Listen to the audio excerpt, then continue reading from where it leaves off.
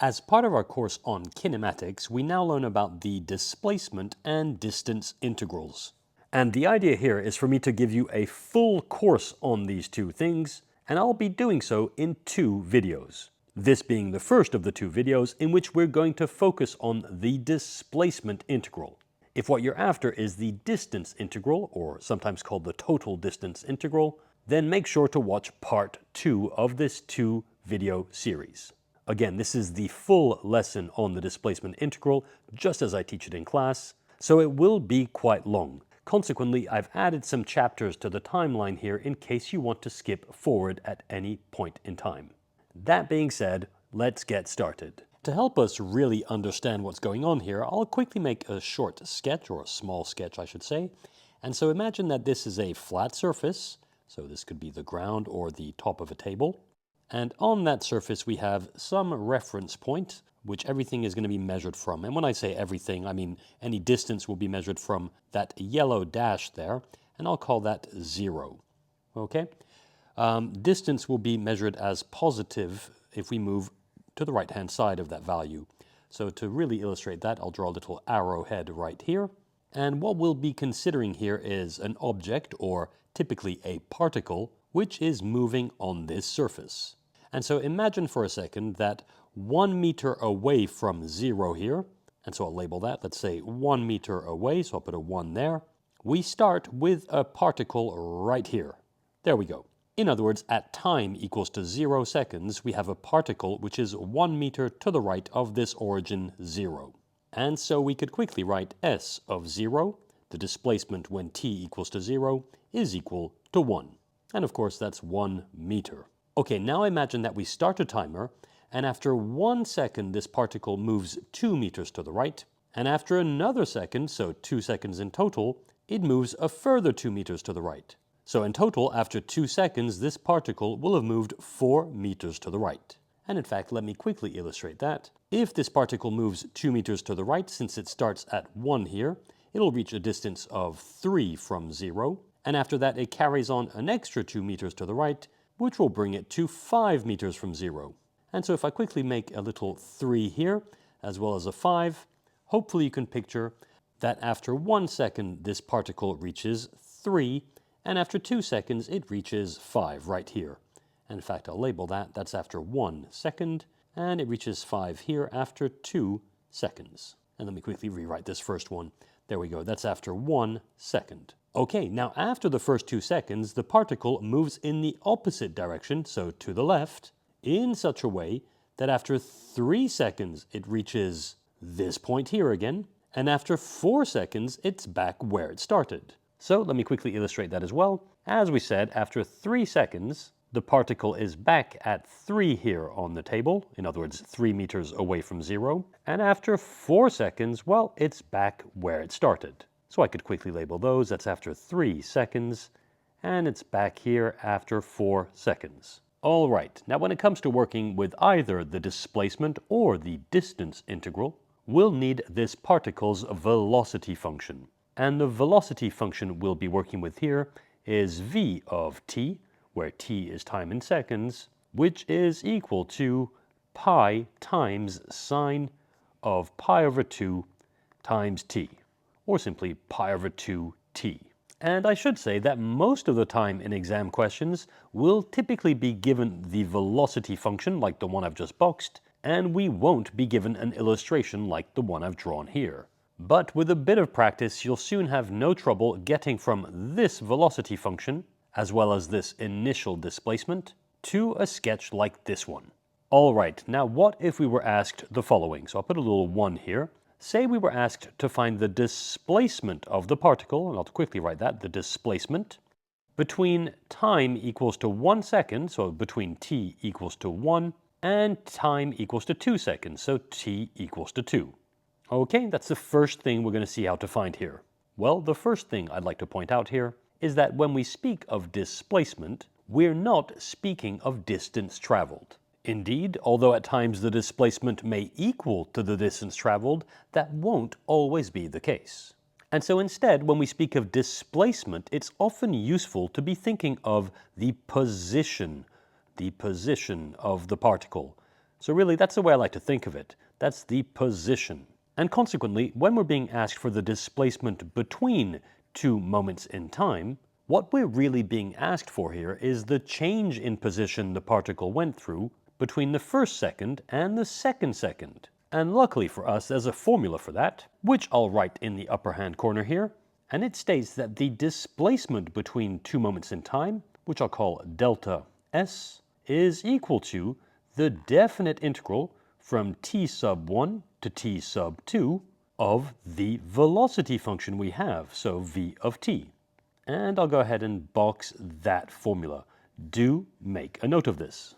This formula tells us the change in position the particle goes through between the two moments in time t sub 1 and t sub 2. In other words, the result of this formula will tell us how much further to the left or the right the particle is at time t sub 2 compared to where it was at t sub 1. So here, when we're being asked for the displacement of the particle between t equals to 1 and t equals to 2, what we're really being asked for here is for the change in position of the particle when t equals to 2 seconds relative to where it was when t equals to 1 second. And so using this formula, we can go ahead and state that delta s is equal to the integral from t equals to 1, so that's 1, and t equals to 2, which I'll write up here, of the velocity function we have. So that's pi times sine of pi over 2 t. There we go. Okay, now before taking care of this definite integral, what I usually like to do is find the antiderivative of the function that we're dealing with. And perhaps I'll do that right here, and I'll do that in a different color, say blue. And I'll quickly find the antiderivative of pi times sine of pi over 2t. Okay, well, let's see. First of all, I can take that pi out of the integral, so that's pi times the integral of sine of pi over 2t. And as for the integral of sine of pi over 2t, well, that's going to be equal to 1 over pi over 2 times the integral of sine, which is negative cosine of pi over 2t. And so I could quickly write that. That's equal to pi, that's the pi we took out as a factor here, times 1 over pi over 2 times the integral of sine, which is negative cosine of pi over 2t. And of course, we'd have a plus c at the end here. Now, tidying that up a bit, that becomes pi times 2 over pi times negative cosine of pi over 2t. And now pi times 2 over pi, well, the pi's cancel out, and so we're just left with the 2 times this negative cosine here. In other words, the antiderivative is equal to negative 2 times cosine of pi over 2t plus some constant of integration, c. Okay, now of course, because we're dealing with a definite integral here, we don't have to worry about the constant of integration, and we can just focus on this negative 2 times cosine of pi over 2t. Indeed, here we can simply state that delta s is equal to, in square brackets, negative 2 times cosine of pi over 2t, with our lower limit 1 and upper limit 2. Now, once more, I like to take any factor I have outside of these square brackets, so I'll take this negative 2 out to the front, and so this is equal to negative 2 times, in square brackets, cosine of pi over 2t, with lower limit 1 and upper limit 2. Carrying on with my working right here, we can go ahead and state that's equal to negative 2 times. Well, let's see, we have the upper limit, which is 2, so that's cosine of pi over 2 times 2, which becomes cosine of pi, minus this function evaluated at the lower limit, which is 1, so that becomes cosine of pi over 2 times 1, so that's just cosine of pi over 2. So that was cosine of pi minus cosine of pi over 2. Okay, well, cosine of pi is equal to negative 1, so that's negative 1. And cosine of pi over 2, well, that's just equal to 0. So this turns into negative 2 times negative 1 minus 0. In other words, that's negative 2 times negative 1, which tells us that delta S is equal to 2. So that's 2 meters. And that's the answer. the displacement this particle goes through between t equals to 1 second and t equals to 2 seconds is 2 meters. And that's a positive 2 meters, which tells us that at time equals to 2 seconds, the particle is 2 meters further to the right than it was at time equals to 1 second. And hopefully that makes sense.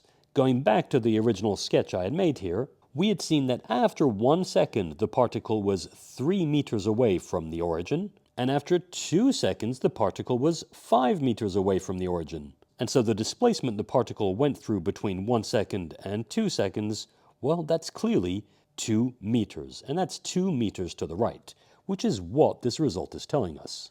And as such, that's how we can use the displacement integral formula. But to make sure that we really understand everything that's going on here, let me push all of this a little bit further. Let's say for a second, so I'll put a little 2 here. There we go, second thing we're being asked for. Let's say now we're asked for the displacement between time, or t, equals to 1 second and time equals to 3 seconds. And before we use this formula, let me illustrate a couple of things here. First of all, remember that the displacement we're talking about here is the change in relative position the particle goes through between the first and third second. In other words, the result we should get by using this formula will tell us how far to the left or to the right the particle ends up after 3 seconds compared to where it was after 1 second. But looking back at the original sketch here, remember after 1 second this particle was 3 meters away from the origin. And after 3 seconds, well, the particle was again 3 meters away from the origin. So in theory, the displacement between t equals to 1 and t equals to 3 should be 0, since at these 2 points in time, the particle ends up at exactly the same place. But as I said earlier on, most of the time we won't be given a sketch like the one we made earlier. So let me try and illustrate everything that's just been said using the velocity function that we would be given in an exam question.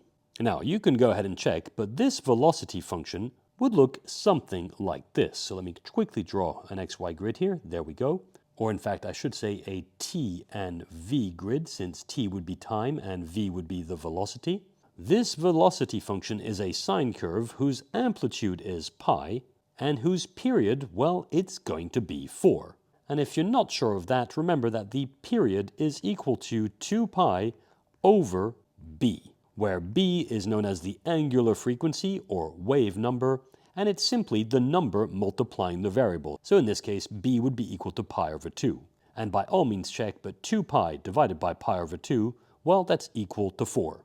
So the sine curve that we have here goes through a full cycle after 4 seconds. So I'll put a little 4 right here. And now to quickly sketch that, we can go halfway through the period, so that's 2, and then halfway each of the 2 steps, so 1 and 3. There we go. Next, starting from 0, we can simply draw a quick triangular pattern. So it would go at 0, then at its maximum point, the x-axis, or I should say t-axis again, then it reaches its minimum down here, and reaches the t-axis again when t equals to 4. And so this velocity function would look something like this.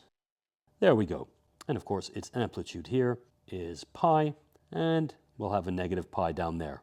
Alright, now of course we don't actually need to make a sketch like this one. To find the displacement between 1 and 3 seconds, all I really need to do is use this formula and get the result. But here I want to make sure that you fully understand the result that you get. And so here's the whole idea. Hopefully you can appreciate that between time equals to 0 and time equals to 2, the area enclosed by the curve and the t-axis, so that's this area I'm shading right now, well, that area is positive. And in this context, since the positive direction for displacement has been taken as going towards the right-hand side, the positive area we have here corresponds to displacement, I'll just write DISPL, to the right. On the other hand, if we consider the area enclosed by the curve and the t-axis between t equals to 2 and t equals to 4, well, hopefully you'll agree that that area could be thought of as a negative area, and that corresponds to displacement to the left. And so what this velocity graph and these two areas are actually telling us are that for the first 2 seconds, the particle is moving to the right. The amount by which it moves will be equal to the area that I've shaded here in green. And that matches with what had been said at the beginning. Indeed, for the first 2 seconds, the particle moved to the right. Next, for times between 2 and 4 seconds, the particle is moving to the left, and the amount by which it moves to the left will be equal to the area that we see here. And you can probably guess that the total green area that I've shaded here will be equal to 4 meters, since the particle goes from 1 to 5. So this area should be equal to 4. And the negative area that's shaded here, well, that should equal to negative 4, since the particle moves back 4 meters to the left. And by all means do check on your own. But if you were to use the displacement integral formula from time equals to 0 to time equals to 4, then you should find the whole thing's equal to 0, since the particle would have moved 4 meters to the right, followed by 4 meters to the left. And so the change or difference in position of the particle between 0 seconds and 4 seconds, well, that will be equal to 0. Similarly, for the displacement between t equals to 1 and t equals to 3, well, that's going to be equal to this shaded area, which again is positive, plus this shaded area, which is negative. And although these two areas are of opposite signs, they are both equal in size. So the displacement we get here using this formula should definitely equal to 0. And so finally, let's use this formula to confirm what we just said. So let's see, delta S is equal to the integral from 1 to 3 of our velocity function, which was pi times sine of pi over 2t. And we don't have to go and find the antiderivative again. Remember, we had done that previously. Indeed, the antiderivative of pi times sine of pi over 2t is negative 2 times cosine of pi over 2t. And of course, I can ignore the c that we have here. So this will just be equal to, in square brackets, negative 2 times cosine of pi over 2t with lower limit 1 and upper limit 3. And now let's make a bit of space. Let me simply scroll up a bit. There we go.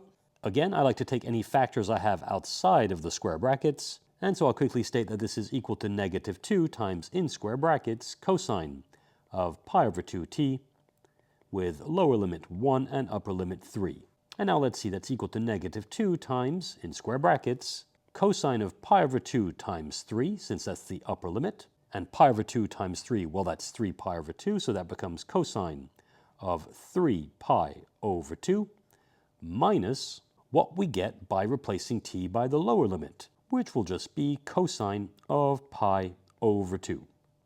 And by all means check, but cosine of 3 pi over 2 and cosine of pi over 2 are both equal to 0. In other words, this equals to 0, and so does this. So the particle's displacement between t equals to 1 second and t equals to 3 seconds will equal to negative 2 times 0. In other words, delta S will just be equal to 0 meters. And there we go. This result confirms what we had seen at the very beginning of this video. Remember the sketch that I'll bring back on the screen here, which was that after 1 second and after 3 seconds, the particle was at exactly the same place. And that's exactly what this result is telling us. All right, we're nearly done with the displacement integral. There's one more thing, though, that I'd like to make sure that we see. And that's the formula for the absolute position of the particle. And for that, I'll need a bit of space, so I'll scroll over to the side there, like so. And I'll write a 3 at the top here. So this will be the third and final thing we see. And so let's say we were asked for the absolute position of the particle, of course, when t equals to 1 second. And let's see, I'd like to have the formula that we wrote earlier on the screen still, so I'll drag this down a tiny bit, like so. Okay, now first of all, what do we actually mean by absolute position? Well, put simply, what this is referring to is the position of the particle relative to the origin. So in our case, remember, we had a particle that was moving along a straight line, and the origin we had drawn in yellow, so that's 0, and we had seen that the particle was initially at 1 meter to the right of that origin, and after 2 seconds reached a distance of 5 meters away from that origin, and of course after 2 seconds it was 3 away. right? So that was a sort of setup that we were working with here. But so if ever we're asked for the absolute position or the position relative to the origin, here's what we need to know. We know from the problem we've just worked with that after 1 second, the particle stands right here. So that is 3 meters to the right from the origin. So technically, the absolute position we're after here should equal to 3 meters, and that's positive 3 meters. But without the sketch that I've just drawn, or the sketch that we started the video with, how would we get to that result from the velocity function that was given, which remember was v of t, which equals to pi times sine of pi over 2 times t? Well, there's a formula which may come naturally to some, but either way it's definitely worth making a note of. And that's the following. The absolute position, and I'll just write it here in green, absolute position, so again that's the position relative to the origin, is essentially given to us by the displacement function s of t, which will equal to s of t sub 0, where t sub 0 is the initial reference point in time, so typically t sub 0 is just equal to 0 seconds, but not always, plus the displacement integral from t sub 0 to t. And that's the integral from t sub 0 to t of the velocity function we have, so that was v of t, but because we have a t written as an upper limit here, we shouldn't write v of t, we'll just choose another variable and say v of, say, x dx. There we go. That's definitely worth making a note of as well. So that's the absolute position, and I'll just write REL as in relative to origin. Okay, and so let's see how we can use this for the problem we have here. We need the absolute position of our particle when t equals to 1 second. And we have our velocity function. And since we know that the particle started, so when t equals to 0, the particle was 1 meter away from the origin, and that was 1 meter to the right. And you may recall I had written s of 0 is equal to 1. And of course that's 1 meter. Okay, so using this formula, we could go ahead and state that the absolute position when t equals to 1 is equal to s of 0 plus the integral from 0 to 1 of our velocity function, which was pi times sine of pi over 2 times t. Notice here that I've gone back to the variable t. Again, we simply couldn't write t in the formula here because t was already taken as the upper limit. All right, now we've seen the antiderivative of pi sine of pi over 2t before. Indeed, if I scroll back here, that's the antiderivative we have right here. And so using that result, we can go ahead and state that this is equal to s of 0 plus, in square brackets, negative 2 times cosine of pi over 2t with lower limit 0 and upper limit 1. There we go. Next, using the fact that s of 0 is equal to 1, and taking this factor of negative 2 outside of these square brackets, this is equal to 1 minus 2 times, in square brackets, cosine of pi over 2 times t, close square brackets, lower limit 0 and upper limit 1. I carry on, that's equal to 1 minus 2 times, in square brackets, cosine of pi over 2 times 1, where I've replaced t by the upper limit 1, so that's cosine of pi over 2, minus what we get by replacing t by the lower limit, 0. And so cosine of pi over 2 times 0 is, of course, just cosine of 0.